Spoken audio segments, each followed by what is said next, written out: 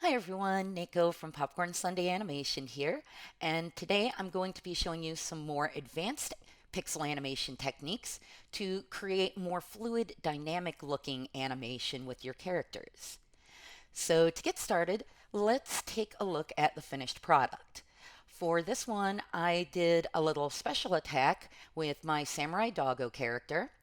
And as you can see, it's a lot more fluid and dynamic looking than the little choppy animation I did with the ninja guy.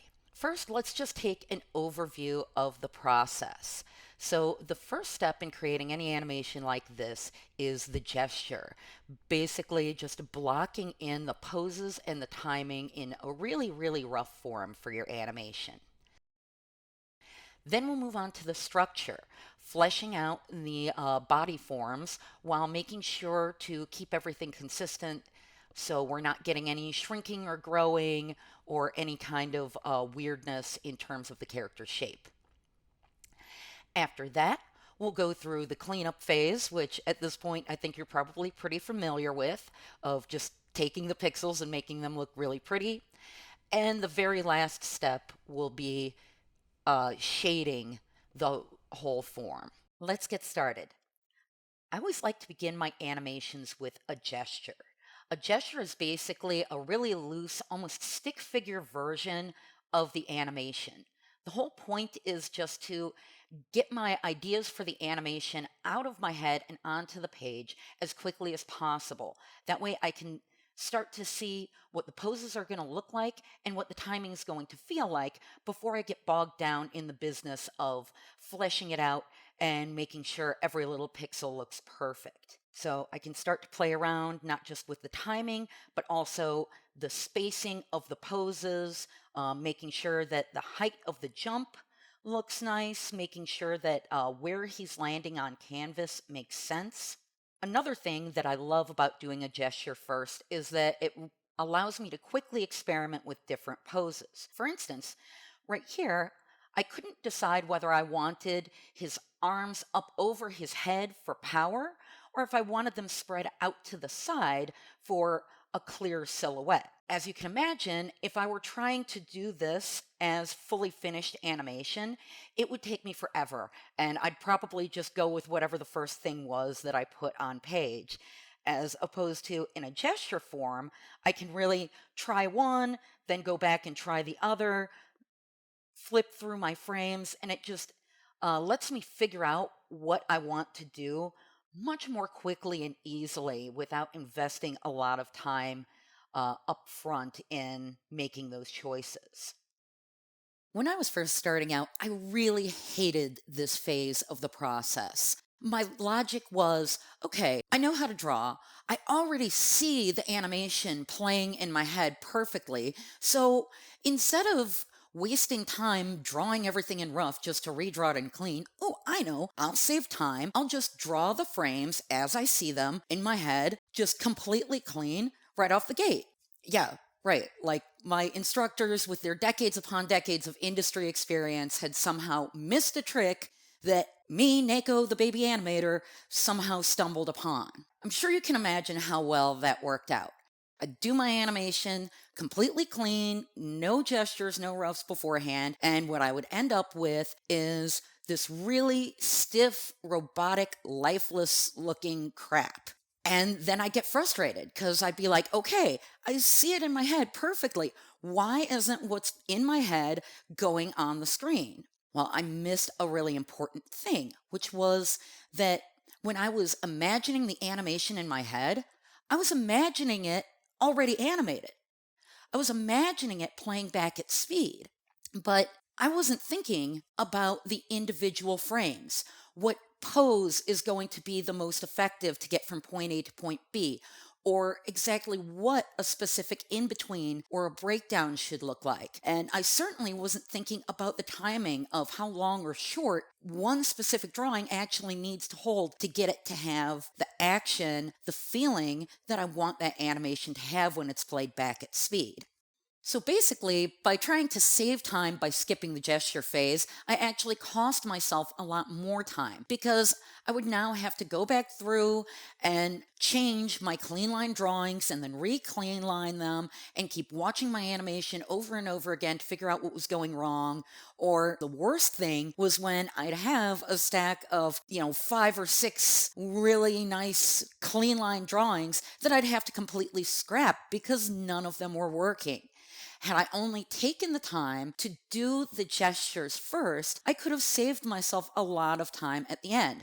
If you think about it, no matter how fast you are at drawing the clean line version of your character, doing a quick gesture sketch of them is always going to be faster. Let's say you're a super fast drawer and you can do a perfectly clean version of your character in, let's say, 2 minutes. If you were to just do a quick little gesture sketch of your character, maybe that only takes you 30 seconds. Well, that's a lot of time then that you're saving if you just go through and gesture your animation first. I mean, yes, you'll probably run into all the same problems of having to erase stuff and change poses, scrap whole sequences of frames that aren't working for you. But the advantage is you spent a lot less time generating those frames. So having to scrap them isn't as big of a deal.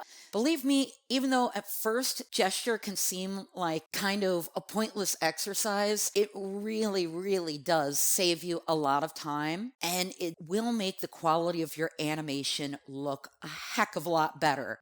Okay, rant over. Let's get back to the animation.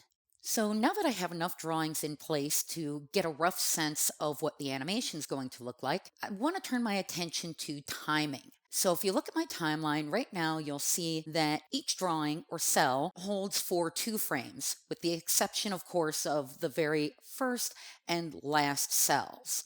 When we play this back at speed, you'll see that it goes way too fast.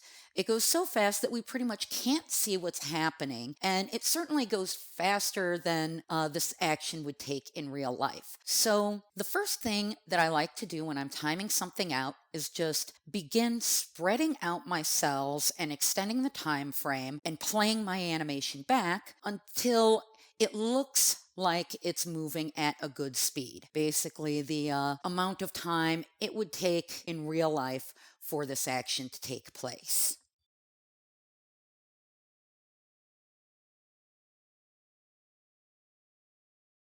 So now that I have my animation moving at a more believable rate, I'll play it through and start checking for art errors. These can be things like a character or a part of a character is shrinking or growing in an unnatural way, poses that either aren't working or are just flat out unnecessary. And in this case, this animation suffers from both. If you take a look at the size of the character at the beginning of the move to the size he is at the end of the move, you'll see that he's grown quite a bit. This is not natural and it doesn't look good. I need to correct that by just shrinking down all of the cells that got too big. However, I do like the general arc that I've created here. So I want to be able to shrink him down, but I also want to preserve his position in the frame. I've got a neat little trick for doing this. What I'm going to do is first create a brand new animation folder. Then for each cell, I'm going to make a mark at the top of his head, the bottom of his feet, and a little crosshairs in the center of his body. This way, I have a record of where he's positioned for every single cell. Now, on any of the cells where I think he's grown a little bit too large, all I have to do is drag the drawing over on top of my original doggo sprite that I've kept here for reference and just shrink him down until he looks okay. I'll do this for every single cell, and because I have a record of where he was positioned, I can just drag him back to where he originally was, preserving his place in frame. So now let's take a look at bad poses. In my case, it's a really unnecessary pose. Unnecessary poses are ones that you've kind of just thrown in for the heck of it or because you think they look cool, but they actually don't add anything to the animation. In my case, you'll see that the very first drawing in the sequence, I have him going from his position in the lineup with the characters to walking down sort of into the center of the screen. This really doesn't add a whole lot to the animation, and what's worse, I've created a whole bunch of extra work for myself because I'm going to have to animate this repetitive little walk cycle to get him from the line to the center of the screen for virtually no reason. It's actually going to look a lot better to just have him start his jump from the lineup with the rest of the characters. So I'm just going to get rid of that drawing entirely and begin to reposition him so that he jumps from the line right into his attack. So now I've got him positioned up effectively where I want him. Let's go ahead and play it through and make sure that it's looking good. And honestly, it looks a little weird. And this for me is a big indicator that I need to check my arc.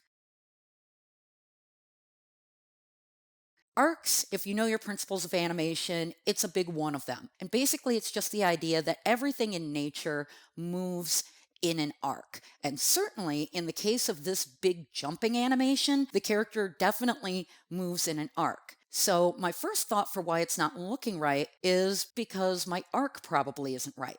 So here's how I'm going to check that. Once again, I'm going to create a new layer. This time it'll just be one regular drawing layer. And on that layer, I'm going to go through and mark where the top of his head is for every single cell in the animation.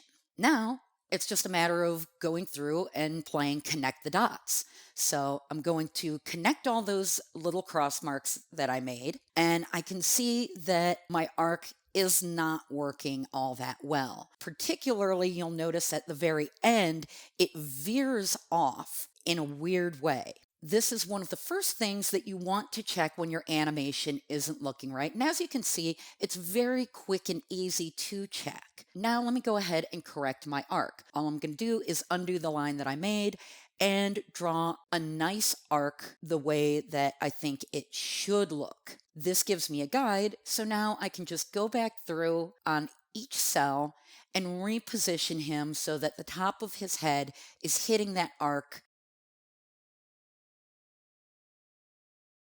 Now when we play it back through, we can see that it looks a lot more natural.